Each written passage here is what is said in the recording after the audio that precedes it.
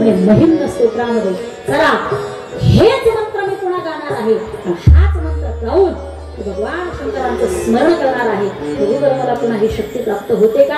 होणारच, प्रश्नचिन्ह निर्माण न करता ती ताकद मला येणार अशी भावना निर्माण केली आणि डोळे बंद केले, पाशबंधनामध्ये अटकलेला आहे आणि त्याने गायला सुरुवात केलेली आहे। महिन्नप्पारंत परम विदुषो यज्ञ सदुषी स्तुतिर ब्रह्मादीनामपि तद वसन्नास्त्वयिगिरः।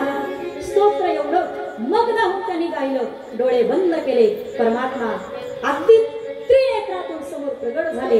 तथास्तु म्हटले, पुन्हा मी तुला ही शक्ती प्रदान करतो असं त्यांनी भगवंतानी म्हणावं आणि याने पुन्हा ओम नमः शिवाय म्हणावं आणि यांच्या तावडीतून मुक्त व्हावं आणि एकदम अदृश्य व्हावं।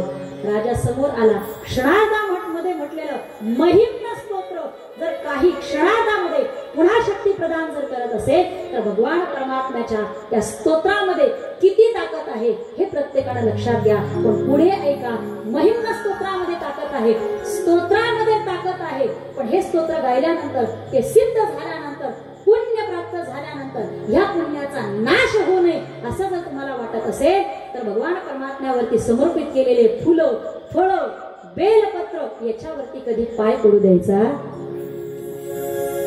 लक्षात आलं? याच्यावरती कधी पाय पडू द्यायचा नाही आणि जलाधारी कधी ओलांडायची नाही। जर ओलांडल्या गेली तर पुण्याचा क्षय होतो असं या ठिकाणी वर्णन आलेलं आहे। किती पापी असू द्या, किती पापी जरी असताना पण त्यांनी जर प्रभू चिंतन केलं आणि पुढे वर्णन आलेलं आहे का एकदा तरी आपल्या जीवनामध्ये दीपदान केलं पाहिजे। काय केलं पाहिजे? पटकन बोला, काय केलं पाहिजे? काय केलं पाहिजे? दीपदान। कालच्या दिवशी एका दानाचं महत्व सांगितलं, काय? सुवर्णदान। कोणतं महत्व सांगितलं? सुवर्णदान। सुवर्णदानाने काय होतं? गोहत्येचं पातक नष्ट होतं, सुवर्णकांती तयार प्राप्त होत असते, कोणत्याही प्रकारचा रोग शरीराला होत नाही। तदनंतर काय होतं? त्या सुवर्णदानामध्ये एवढं मोठं महत्व आहे, कितीही जन्मोजन्मीचं असणारं जे पाप कर्म आहे ते नष्ट होतं केवळ एका सुवर्णदानामुळे। हे मी कालच्याच दिवशी सांगितलं तर आज एकदम सुवर्णदान झालं सुद्धा, सुवर्णदान झालं सुद्धा।